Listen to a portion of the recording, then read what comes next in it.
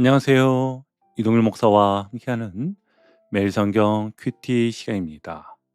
오늘 우리가 함께 나눌 본문은 고린도전서 16장 1절에서 12절 말씀입니다. 여러분, 우리는 어제까지 고린도전서 15장에서 부활의 말씀을 함께 나누었습니다. 예수님께서 다시 살아나셨고 그리스도께 속한 우리도 다시 살아날 것이며 마지막에는 사망까지 삼켜지는 부활의 승리를 묵상했습니다. 그런데 16장에 들어오면 바울은요, 아주 현실적인 이야기를 꺼냅니다. 연보 이야기, 여행 계획 이야기, 디모데와 아볼로 이야기입니다. 처음에는 조금 낯설게 느껴질 수 있습니다. 부활 이야기를 하다가 왜 갑자기 헌금 이야기를 하지? 영원한 하나님 나라를 말하다가 왜 여행 일정이 나오는 거지? 그런데 바로 여기에 중요한 메시지가 있습니다. 부활 신앙은요, 하늘만 바라보는 신앙이 아닙니다. 부활 신앙은 오늘 내 삶으로 내려오는 신앙입니다. 내가 돈을 어떻게 대하는지, 어려운 성도를 어떻게 돌아보는지, 내 계획을 하나님 앞에 어떻게 내려놓는지, 사람을 어떻게 세워주는지 바울은 아주 실제적인 문제를 다룹니다. 신앙은요, 추상적인 말이 아닙니다. 믿습니다라는 이 고백이 내 지각과 시간과 관계 속으로 내려와야 하는 것입니다. 자, 그럼 이제 본문으로 들어가겠습니다. 바울은 먼저 연보에 대해 말합니다. 우리 1절 함께 보시면 성도를 위하는 연보에 관하여는 내가 갈라디아 교회들에게 명한 것 같이 너희도 그렇게 하라. 아멘. 여기서 말하는 연보는요, 어려움 가운데 있는 성도들을 돕기 위한 구제 헌금에 가깝습니다. 당시 예루살렘 교회는 기근과 가난으로 어려움을 겪고 있었습니다. 그런데 예루살렘 교회는 복음이 시작된 교회였잖아요. 예루살렘에서 복음이 시작되었고 그 복음이 이방 땅으로 흘러가 고린도 교회도 은혜를 받았습니다. 그러니 바울은 이렇게 말하는 겁니다. 너희가 영적인 은혜를 받았다면 이제는 물질적인 것으로 그 은혜를 흘려보내라. 아멘. 여러분, 은혜는 멈추면 안 됩니다. 받은 은혜는요, 흘러가야 하지요. 특별히 3절을 보면 바울은 연보를 이렇게 부릅니다. 내가 이럴 때에 너희가 인정한 사람에게 편지를 주어 너희의 은혜를 예루살렘으로 가지고 가게 하리니. 아멘. 바울은 연보를 그냥 돈이라고 하지 않습니다. 너희의 은혜라고 말합니다. 왜 그렇습니까? 성도의 연보는 단지 지갑에서 돈이 나가는 일이 아니기 때문입니다. 주님, 제가 가진 것이 사실은 제 것이 아닙니다. 제가 일할 수 있는 건강도 은혜입니다. 오늘 하루를 살아갈 힘도 은혜입니다. 제 손에 들어온 수입도 주님이 인도해 주신 결과입니다. 이 고백이 담길 때 연보는요, 단순한 돈이 아니라 은혜가 됩니다. 바울은 2절에서 이렇게 말합니다. 매주 첫날에 너희 각 사람이 수입에 따라 모아두어서 내가 갈 때에 연보를 하지 않게 하라. 아멘. 여기에는 세 가지 마음이 담겨 있습니다. 매주 첫날, 곧 주님이 부활하신 날에 준비하라. 너희 각 사람이 은혜를 받은 사람이면 누구나 참여하라. 수입에 따라 각자의 형편에 맞게 하라. 여러분, 하나님은 액수만 보시는 분이 아닙니다. 하나님은요, 그 안에 담긴 마음을 보십니다. 경제적으로 지친 성도님들이 계십니다. 물가 때문에 마음이 무겁고 사업장 문제로 잠 못 이루고 가정의 필요를 감당하는 것만으로도 버거운 분들이 있습니다. 주님은요, 그 형편을 아십니다. 그러므로 중요한 것은 비교가 아닙니다. 체면도 아닙니다. 억지도 아닙니다. 내게 주신 은혜를 기억하고 그 은혜가 아주 작은 모양으로라도 누군가에게 흘러가게 하는 것입니다. 또 바울은요, 이 일을 투명하게 하라고 합니다. 3절에서 너희가 인정한 사람에게 맡기라고 하고 4절에서는 만일 나도 가는 것이 합당하면 그들이 나와 함께 가리라 이렇게 말합니다.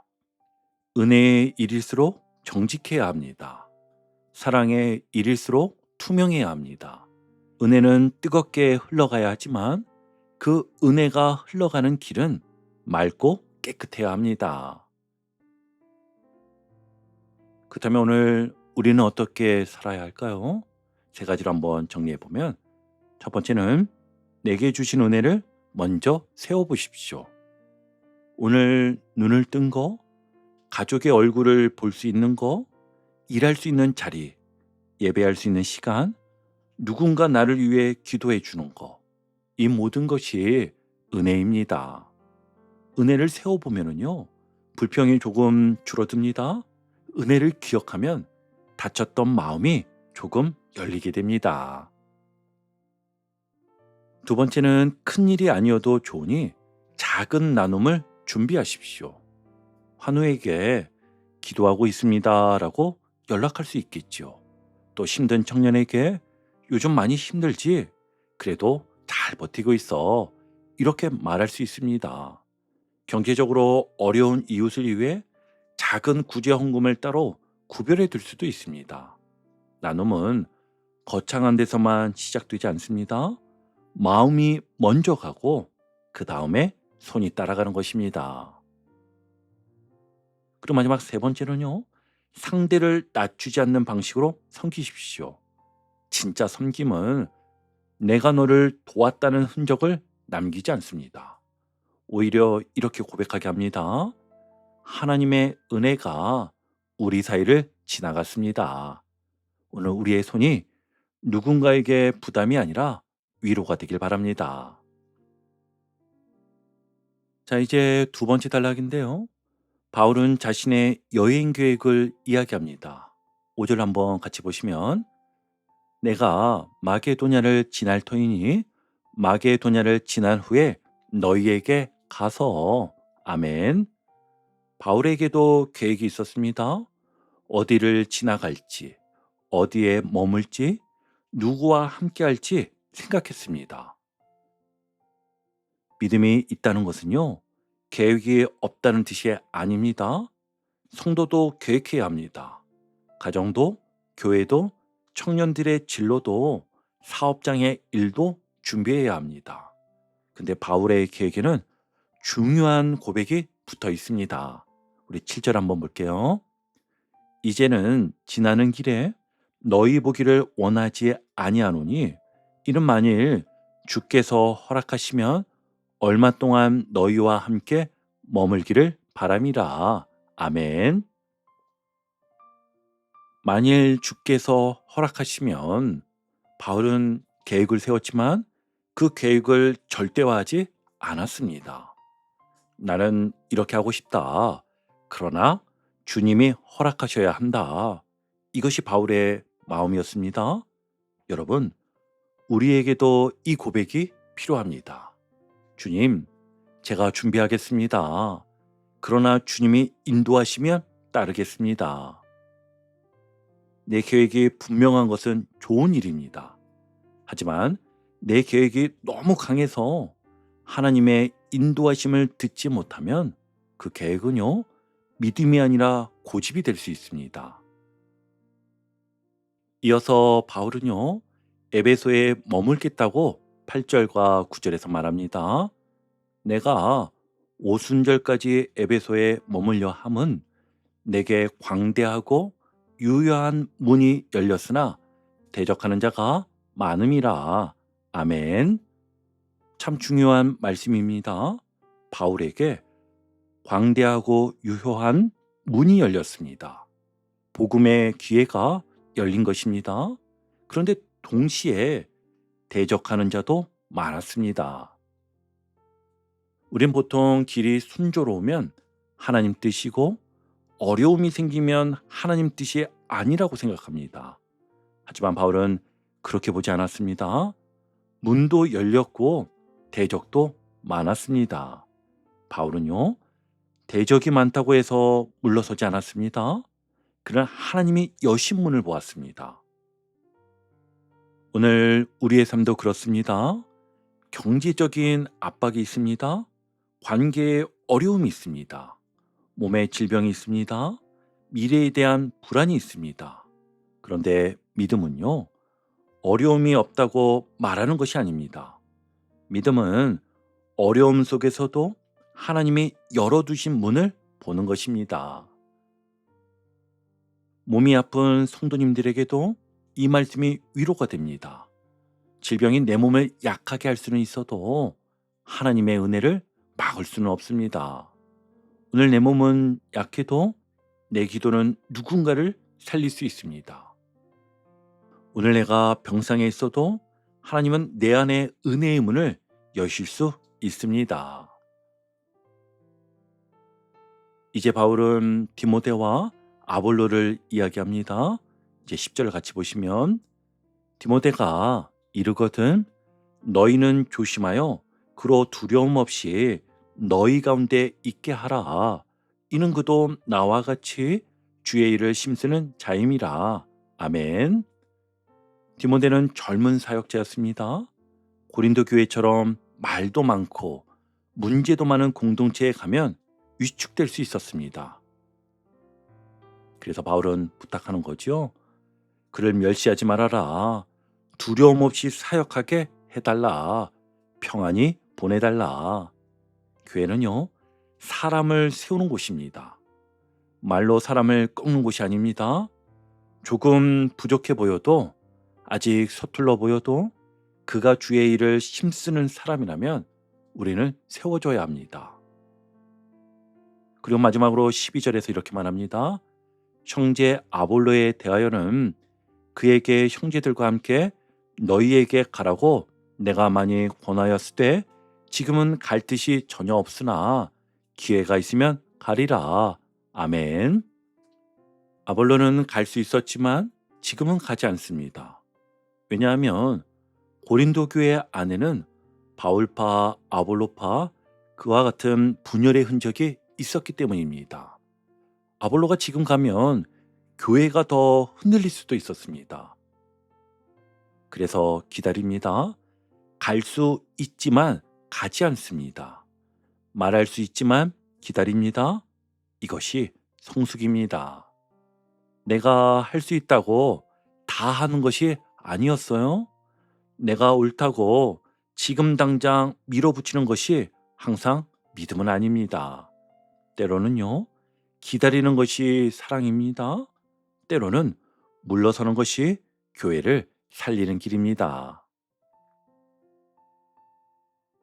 오늘 우리는 세 가지를 붙들었으면 좋겠습니다.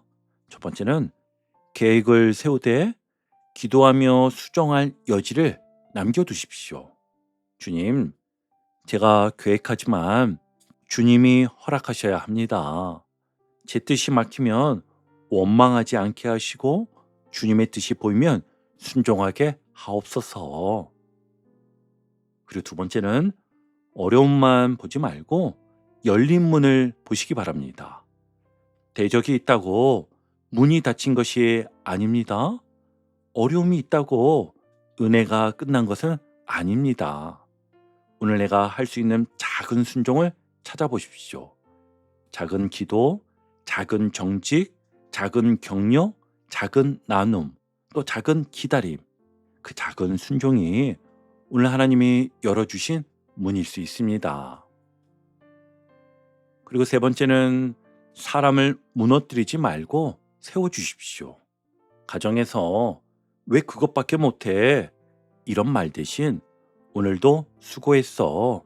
이렇게 말해 보십시오. 교회에서 수고하는 사람을 평가하기보다 함께 기도하겠습니다라고 말하는 겁니다. 또 힘든 청년에게 많이 힘들지? 그래도 주님이 너를 붙드신다. 이렇게 말하는 겁니다. 아픈 성도에게 아프면 아프다고 말해도 괜찮습니다. 함께 기도하겠습니다. 이렇게 말해 보십시오. 여러분, 오늘 본문은요, 단순히 연보에 대한 말씀이 아닙니다. 부활을 믿는 사람이 오늘 이 땅에서 어떻게 살아야 하는지를 보여줍니다. 은혜를 받는 사람은요, 은혜를 흘려보냅니다. 믿음의 사람은요, 계획하되 주님의 허락을 구합니다. 성숙한 사람은 어려움 속에서도 열린 문을 봅니다. 교회다운 공동체는요, 사람을 멸시하지 않고 세워줍니다. 오늘 우리의 삶이 은혜를 움켜쥐는 삶이 아니라 은혜를 흘려보내는 삶이 되길 바랍니다. 오늘 우리의 말과 태도가 누군가를 두렵게 하는 말이 아니라 누군가를 평안히 세우는 은혜의 통로가 되길 바랍니다. 주님께서 오늘 우리의 마음과 계획과 관계를 다스려 주셔서 우리가 있는 그 자리에서 성도를 위하는 은혜의 사람이 되기를 주님의 이름으로 축복합니다. 아멘.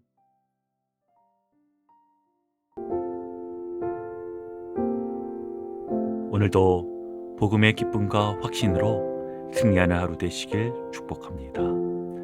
함께 해주셔서 감사합니다. 내일 큐티 시간에 다시 뵙겠습니다.